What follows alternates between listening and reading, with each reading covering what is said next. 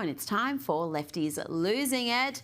Portland has been called the most socialist city in the US. It has a reputation as a place full of hard left lunatics. I can't imagine why. It's not like these lefties get together and just scream into the void once a week.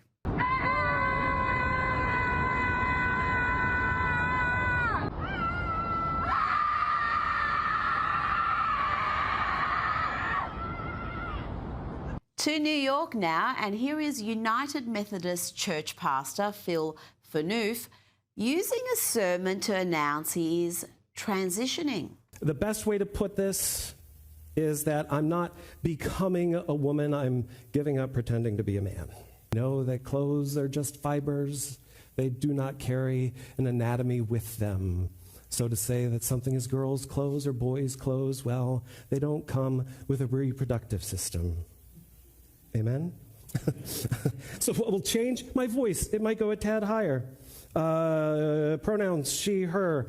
Let's go to LA now, where protesters have been taking over roads and preventing people from getting to their flights.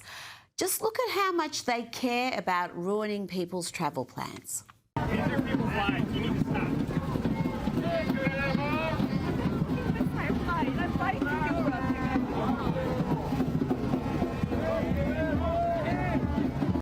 Earlier this week, I brought you a disturbing clip of Jim Acosta in conversation with Rosie O'Donnell. And I say disturbing, not just because of the wacky, delusional, downright loopy dialogue, but also because these two look far too much alike. And here is more of the same, more wacky, delusional, downright loopy dialogue between two lookalikes. This time, it's MSN Now anchor Rachel Maddow and soon-to-be unemployed late-night TV host Stephen Colbert. Listen as Maddow doubles down here on the Russian collusion hoax that she ran for years. She's not sorry for the lies and misinformation. She's back to pushing the same debunked narrative.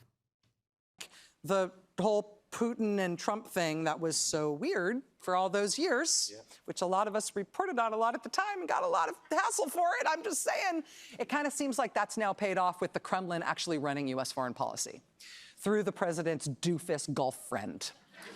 Yep, she really just said the Kremlin is running U.S. foreign policy. Just when you think she's hit rock bottom, she finds a new low. And now we apparently have been captured by the Kremlin and work for Vladimir Putin. They've got a kleptocratic, sclerotic government run by a guy who's never going to leave until he dies. The idea that we work for him, that we work for them, is so humiliating and is such an abject failure on the part of Trump in terms of his weakness. I don't know what Putin has on him, but he works for Putin, and it's an embarrassment to this country. What can you say? Utterly unhinged, fact-free, divorced from reality, paranoid fantasies that Stephen Colbert did not push back on once, not one bit. Now, the Democrats and their propagandists are desperate to claim that America has committed war crimes by eliminating a narco boat and narco-terrorist drug runners who were trying to bring in huge amounts of deadly drugs into the country. And they're persisting with this daft narrative, even as the New York Times, yes, the Trump-deranged New York Times, debunks the Washington Post kill everybody hoax.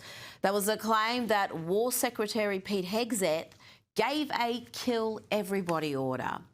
But we still have the likes of MS Now putting to air Democrat operatives like this next character, Leon Panetta. This is the man who ran the CIA under Barack Obama. That was during Barack's first term, when he was droning people left, right and centre, including Americans. This is the guy that MS Now put to air for this sober analysis. There is no lawyer that I'm aware of who indicates that that second strike is not a war crime. These were individuals in the water who were wounded.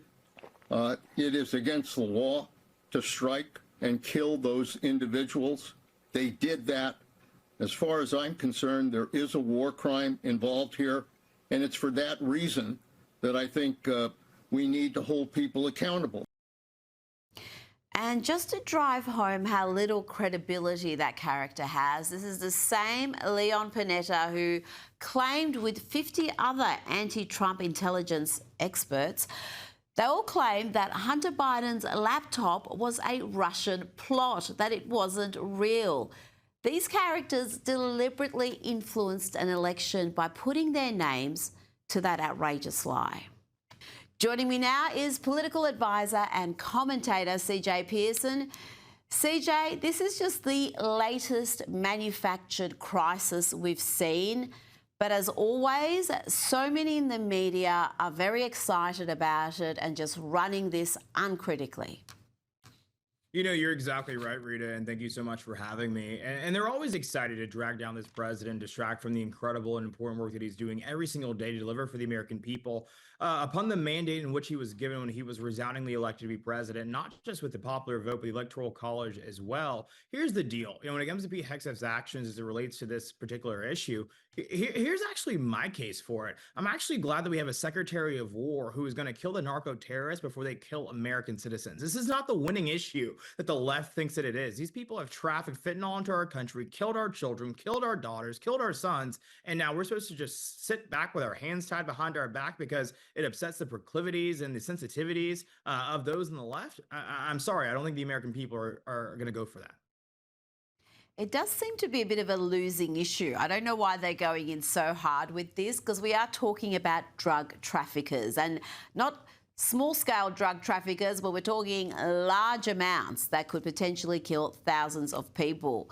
Now, let's discuss the cost of living. And here is CNN bringing some good news, and this must have hurt them. Some states seeing gas prices below $3 for the first time in years. Let's get to CNN's Matt Egan for the good news on this. Yeah, absolutely. It's nice to finally be here with some good news on the cost of living front. So for the first time in 4.5 years, gas prices are averaging $3 a gallon nationally, according to AAA. CJ, that report went on to say that there are 20 states across the country where the average price of gas is less than $2.75 a gallon. How big a deal is that? Is cost of living still a top-tier issue? Is it the top-tier issue? You know, it's definitely a top tier issue here in the States. You know, we're seeing that people don't only want to see and make America great again. They want to see America made affordable again. And President Trump is doing all that he can do to lead on that front. We're not only seeing, of course, gas prices go down, but we also saw this past month the median price of rent go down as well. And so I think these things are incredible, steps in the right direction to ensure that the American dream remains within the grasp of, the American people. And I think that they're welcoming it. And also, too, it goes to show that we don't need socialism to actually right this ship. We don't need the vision of Zoran Mamdani to fix this problem. Capitalist solutions do work. Hard work policies do work. And I think that's exactly what we'll see more of from this president in the months and years to come. Now, CJ, Democrats on the US House Oversight Committee have released never-before-seen videos and images from Epstein's private island, Jeffrey Epstein's private island. And I have to say, CJ, the whole thing is rather creepy and depressing. It's stark scenery, ugly furniture. But it's quickly emerged after this footage was released that the Democrats who are demanding full transparency have again redacted information. And that is information and images that investigative journalist James O'Keefe had already released. Why are they doing this? They did this with the email release a couple of weeks ago. Yeah, they're redacting this information because it probably implicates them. If you look at all that footage, I would have to ask whether or not that footage actually came from Bill Clinton's Meta glasses, but I know they didn't have those back in the day. Because of course he had a firsthand view of everything that was going on that island because he was a frequent visitor to that island. And so, the Democrats have tried to milk this so-called scandal for all that it is. It's actually really unfortunate because it distracts from the real victims of Epstein's depraved actions. Those people deserve justice. And I think that Republicans and Democrats both agree on that front, but the way in which the Democrats have sought to politicize this issue, and they showed that they did not give a damn about it until this president was in office, tells you everything everything you need to know about their actual intentions and their sincerity when it comes to justice being brought for the victims of Epstein's terrible crimes. CJ, we've been talking about the Trump administration cracking down on fraud in Minnesota, and we've also heard President Trump's damning comments about Democrat Ilhan Omar. Well, let's hear from the Congresswoman. Always been a racist, a bigot, a xenophobic, and Islamophobic. We know that he called African nations a in his first administration. Most of us are citizens. On our passport, it says we are nationals of this country. We love that Minnesota has welcomed us. Many of us have not been settled in Minnesota. We chose it as a home because the Minnesota people and the state is beautiful and very welcoming. And we are going to be here regardless of what the president has to say. I almost thought for a second there she was going to say, we love this country. I think it's pretty clear that Ilhan Omar does not love America. But what do you think about the clash between her and Trump? And do you feel that those who have been granted asylum and a second chance at life in America have an obligation to be patriotic and at least be a little bit grateful to their new homeland?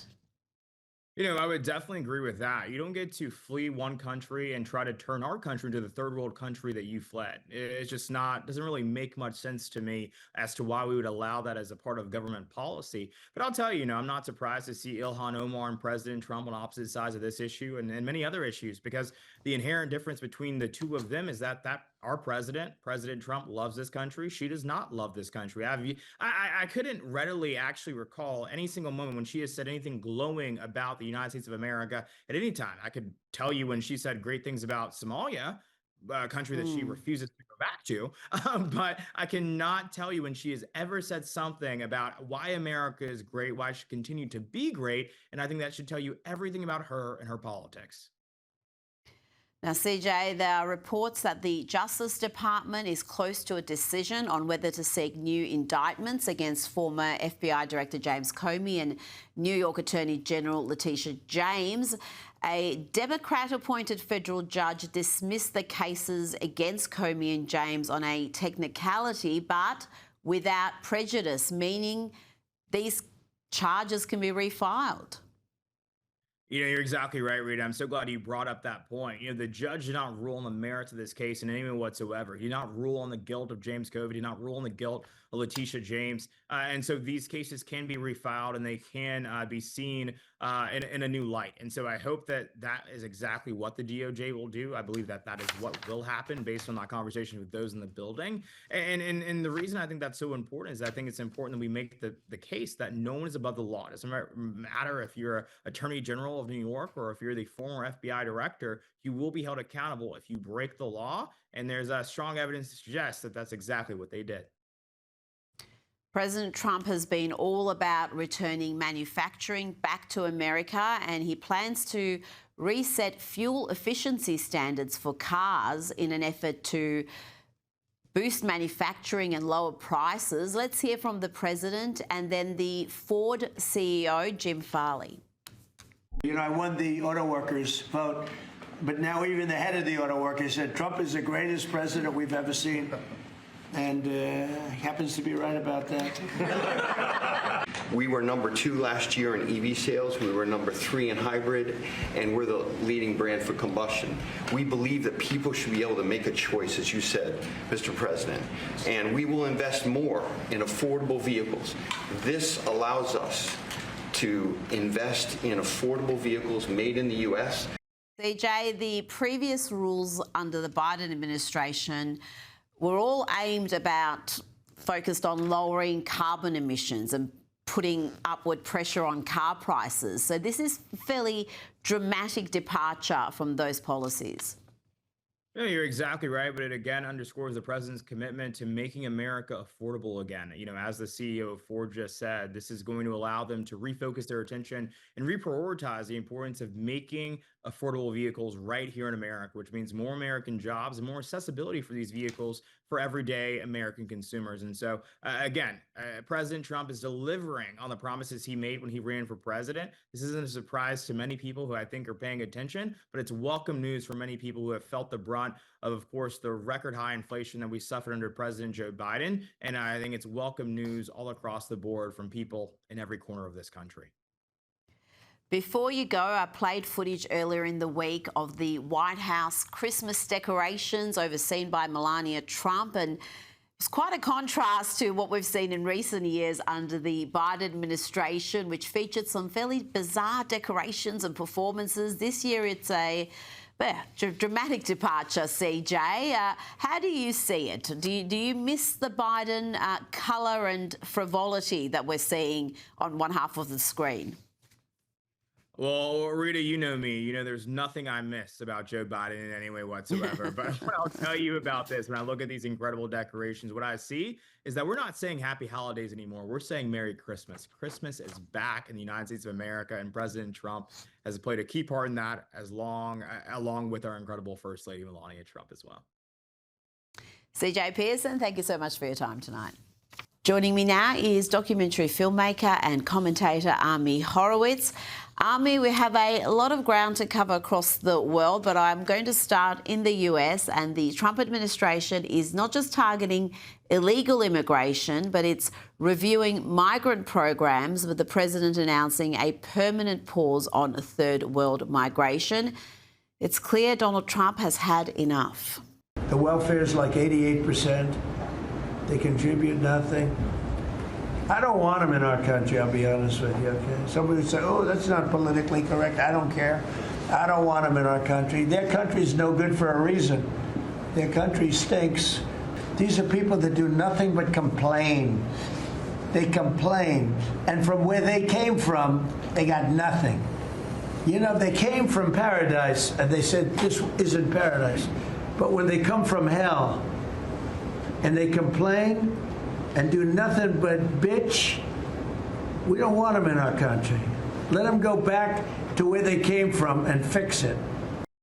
Ami, the president argues that America is at a tipping point and cannot afford, both economically and culturally, to have people coming in massive numbers who have no affinity with the country. Yeah, look, I don't necessarily love the way he delivered that message, right? Didn't really in Trumpian way, but it's kind of hard to disagree with a lot of the sentiment that he said. A lot of what he said is true. And particularly when we're talking about the Somalian immigrants, I think who he was referring to specifically. Yeah, there are issues with them, and we have to be real about them. Look, the Somalians, they have a much lower level of English penetration, right? Just walk around the streets of Minneapolis as I have, and you will find that out. They have much lower education levels than we do. That's just, and basically much lower education than almost every other immigrant coming into this country. They have much higher dependency on welfare benefits. In fact, long-term dependency. They have higher unemployment rates.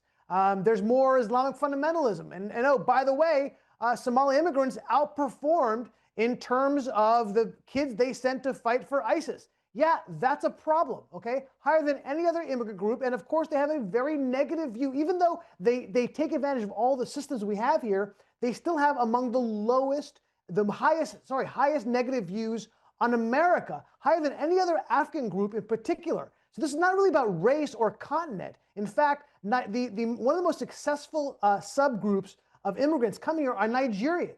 Incredibly successful. They know what they're leaving, and they appreciate what they're coming to. So yeah, it bothers the president and it bothers me when people come here and don't. Look, we guarantee opportunity here. We just don't guarantee success. I'm sorry. It's the nature of what we do here. You have to pursue education. You have to fundamentally train your children to love the country that's embracing you.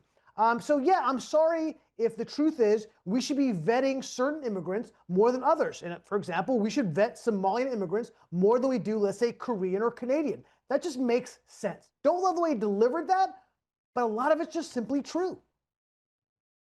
Now, Ami, you were in Minneapolis a few years ago to speak to members of the Somalian community about their attitude to America, and you asked, do they prefer living under American law or Sharia law? Sharia law. I'm a Muslim. I prefer Sharia law. Sharia law, yes. You prefer Sharia law over American law? Of course, yeah. Of course, yeah. And do you find most of your friends feel the same way? Yeah, of course. If you're Muslim, yeah. Is it right to kill somebody who insults Muhammad? Yeah, because she is just, she had the religion, I understand. But she shouldn't pick up the prophet, you know? So you understand why people would want to attack her? Yeah. If you had a choice, would you rather live here or would you rather live in the Muslim country? I'd rather live in a Muslim country with my people. Would you prefer to live in America or prefer to live in Somalia? For me, I think it's Somalia. I would rather live in Somalia. I'm not Americanized. I just speak fluent, and you know what I mean? I'm articulate, and I can articulate what I'm trying to say, you know what I mean? That's about it. But other than that, I mean, as far as my culture and my preferences and everything, it's still Somali, you know what I mean? Ami, how widespread was that sentiment among those you spoke to? Incredibly widespread. It was almost every single person I spoke to. And by the way, most of the people I approached didn't speak English, as I said before. No, look, these views are antithetical to liberal democracies in general and this country in particular. And that one kid, that one younger black kid who had the Brooklyn Nets hat on, really kind of highlighted how interesting and disturbing it was. And he said it in, that look, you look at me, you see a regular American kid, right? Look like a regular American black kid, but I'm not. He goes, yeah, I front that way, but in reality, I am not fundamentally American. I am fundamentally Somali. And he was born here in the U.S. I remember that kid. It was a while ago, but I found that conversation so striking. Yes, it's incredibly problematic. And I don't think it's wrong or racist to call out the truth. Sorry. Now, we'll get back to US issues shortly, but let's see what's happening in Italy, where Greta Thunberg and the UN's Francesca Albanese are leading rallies around the country. And after getting herself banned from Venice for dyeing the Grand Canal green, Greta Thunberg had this to say to activists in Rome. I could tell you all in detail exactly how physically repulsed I feel and how heartbroken I feel every time I think about the war criminals in charge, including your fascist government. It's rather rude. Thunberg also said that Italy is one of the most complicit countries when it comes to financial, military and political support to Israel, while Israel, according to her, conducting massacres, ecocide and genocide. Oh, really? You learn something new every day. Okay, let's go. Look, she's such a potty mouth, okay? And, I'd call her a stupid little girl, but that little gremlin is 21 years old. She should know better at this point. I got to be honest, she's such a caricature that I'm not 100% sure this isn't some kind of long con, okay? She is such a joke. And by the way, when she was banned from Venice because she was pouring green dye into the canal, shockingly, the fine for that is only 150 euros. That seems a little bit low. Yes, I found that fascinating. Okay, first of all, she talked about that how complicit Italy is in Israel's genocide. Well, okay, the facts is that Italy buys no weapons from Israel, and Israel buys, I think, 1% of their defense budget goes to Italian weapons. Actually, I spent more on Italian weapons in 2025 than the state of Israel do. Yeah, I'm partial to the Beretta. So do not come to the Horowitz household, people, okay? Or you'll find some fine Italian weaponry in your face. Ecocide, really? Israel is one of the leaders when it comes to agricultural sustainability, when it comes to clean tech, when it comes to solar technology. Okay, this is actually where Israel excels. So I don't know what ecocide she's talking about, but yeah, she got it wrong on every single front. That's not shocking. Not a newsflash, Rita. No, this is what we expect from Greta, and she's, pivoting from climate change alarmism to anti-Israeli protests daily almost. So she's covering a lot of ground.